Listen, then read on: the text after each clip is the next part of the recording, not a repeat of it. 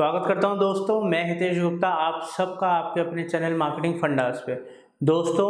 आज हम इस ईमेल मार्केटिंग के वीडियो में आपको बताएंगे वो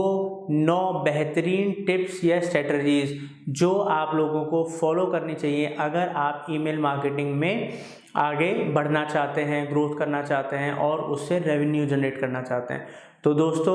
ये हमारे एक्सपीरियंस और जो हमारे रिसर्च के थ्रू जो हमने जो डाटा इकट्ठा करा है, जो इस वीडियो में हम आपको बताने जा रहे हैं, ये बहुत इम्पॉर्टेंट है और इसको आप अच्छे से समझिए, पूरा देखिए और इसमें से जो चीज़ आप अप्लाई कर सकते हो प्रैक्टिकली उसको अप्लाई कीजिए, बिकॉज ये आपके रिजल्ट्स को कई गुना ज़्यादा बेहतर बढ़ा देगा। तो दोस्तों, चलते हैं और समझते हैं। दोस्तों, अगर आप डिजिटल मार्केटिंग सर्विसेज लेना चाहते हैं या डिजिटल मार्केटिंग का कंप्लीट कोर्स सीखना चाहते हैं, उसके लिए आप हमारी वेबसाइट marketingfundas.com पे जा सकते हो या हमारे नंबर पे कॉल कर सकते हो। Thank you. तो दोस्तों, पहला पॉइंट है हमारा कि जब भी आप ईमेल्स अपने ऑडियंस को भेजें तो आप कोशिश करें कि आप प्लेन टेक्स्ट का ही इस्तेमाल करें, टेक्स्ट बेस ईमेल बनाएं। दोस्तों, कई बार आप देखते हैं कि आप जब ईमेल यूज़ करते हैं तो आपको बड़े बड़े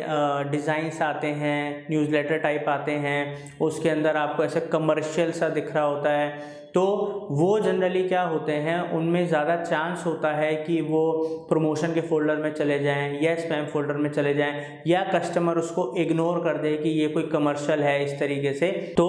जो प्लेन टेक्स्ट होता है कि आपने प्रॉपर, जैसे ईमेल आप बनाते हो, एक फॉर्मल मेल जनरली आप लोग बनाते हो, वैसे प्रॉपर आप एक फॉर्मल मेल बनाओ और उस मेल के अंदर इंपॉर्टेंट पॉइंट्स लिखें, कुछ इस तरीके की यूएसपीज और ऑफर्स लिखें कि सामने वाला अट्रैक्ट हो। तो उसके अंदर आप सब्जेक्ट लाइन के अंदर इस तरीके की चीज़ें लिखें ताकि वो उसको ओपन करे।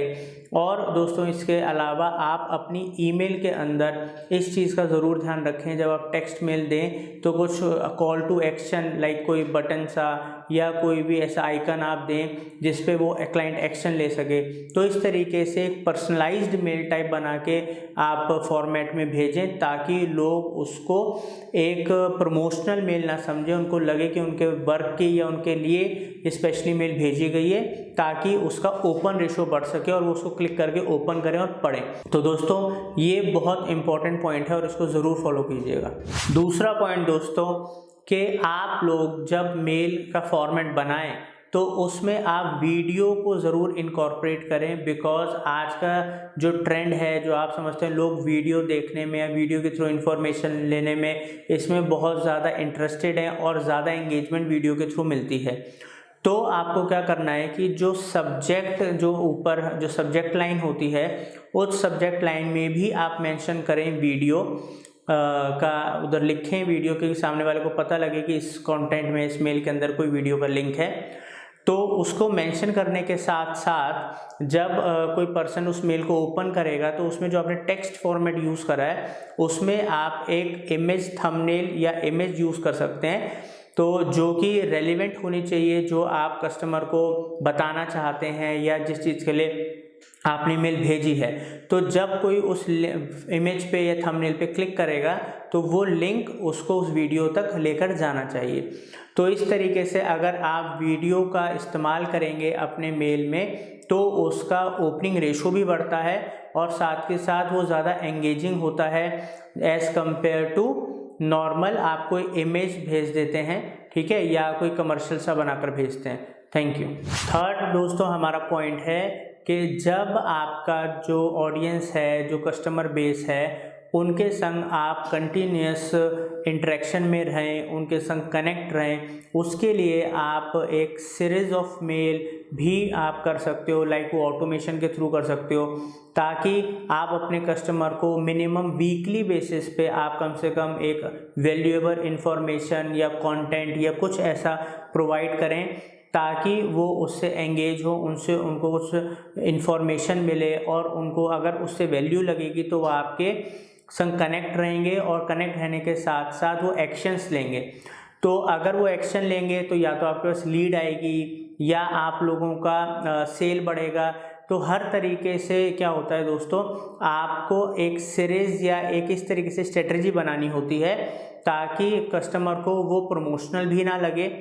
इंफॉर्मेटिव लगे, वैल्यूएबल लगे और वो आपके संग कम से कम वीकली बेसिस पे एंगेज रहें। तो दोस्तों इस तरीके को ज़रूर यूज़ कीजिएगा, इससे आपकी ब्रांड का और आपके कस्टमर का इंटरेक्शन भी बना रहता है और आप दोनों को एक दूसरे से बेनिफिट होता है। फोर्थ पॉइंट है दोस्तों हमारा कि आपको अगर आपका ऑडियंस है, कस्टमर बेस है, ईमेल लिस्ट है, आपका ह्यूज कस्टमर बेस है, तो उसमें आप सेगमेंटेशन ज़रूर करें।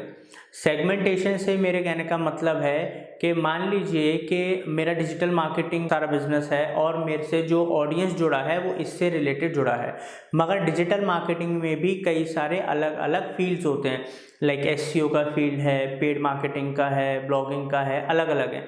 तो क्या है कि उसमें हम सेगमेंटेशन कर सकते हैं कि जो लोग एसईओ में ज़्यादा इंटरेस्टेड हैं तो ऑब्वियसली उनको अगर उससे रिलेटेड हम कंटेंट और उनको वैल्यूएबल इन्फॉर्मेशन भेजेंगे तो वो ज़्यादा उसके ऊपर एक्शन लेंगे। अगर हम ई कॉमर्स वालों को ई कॉमर्स से रिलेटेड भेजेंगे, तो अगर हम अपने ऑडियंस में भी सेगमेंटेशन कर लें तो उससे ओपन रेशो बढ़ता है और कस्टमर्स आपके संग ज़्यादा एंगेज होते हैं because they are getting what they want और जिसमें वो इंटरेस्टेड हैं। तो इसके लिए जो सॉफ्टवेयर्स होती हैं, अलग अलग ईमेल का मार्केटिंग कंपनीज होती हैं,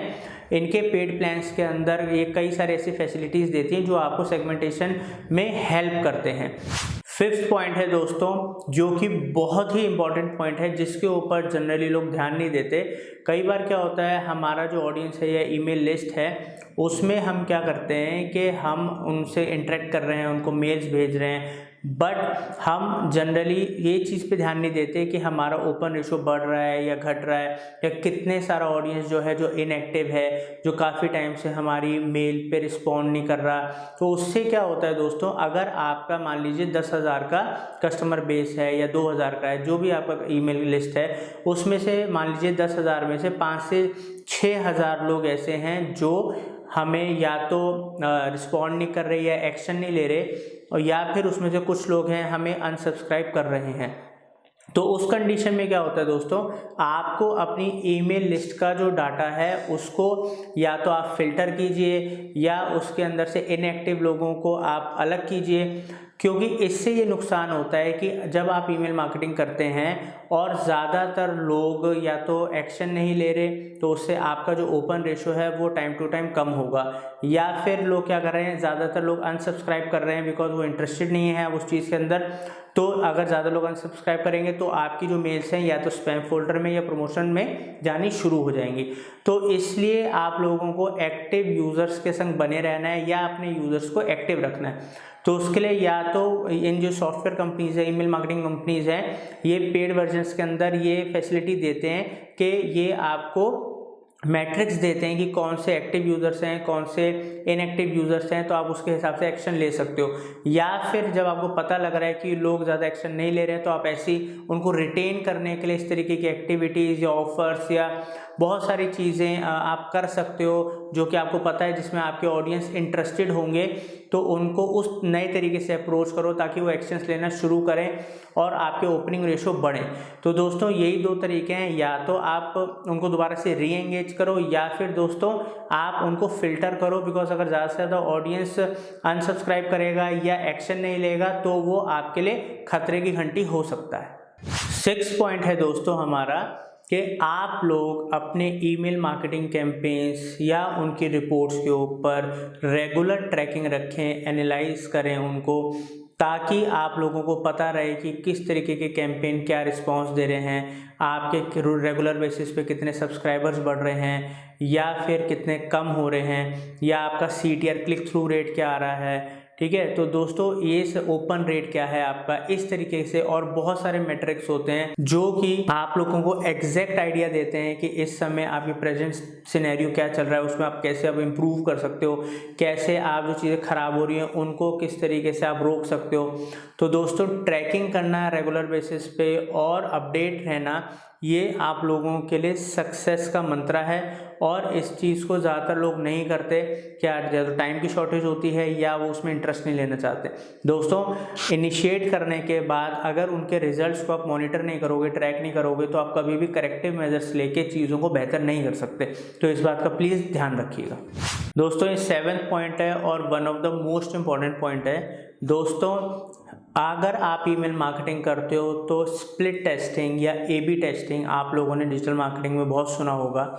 इसको सिंपल टर्म्स में बताता हूँ कि कोई भी चीज़ अगर हम अपने ऑडियंस तक लेकर जा रहे हैं तो उसको अलग अलग तरीके से लेकर जाएं, बिकॉज पब्लिक अलग अलग तरीके से रिएक्ट करती है और हमें एग्जैक्ट आइडिया नहीं होता कि क्या चीज़ उनको पसंद आएगी। तो जब आप ईमेल भेजते हैं तो आप किसी पर्टिकुलर कैंपेन के लिए मल्टीपल सब्जेक्ट लाइन्स बनाएं,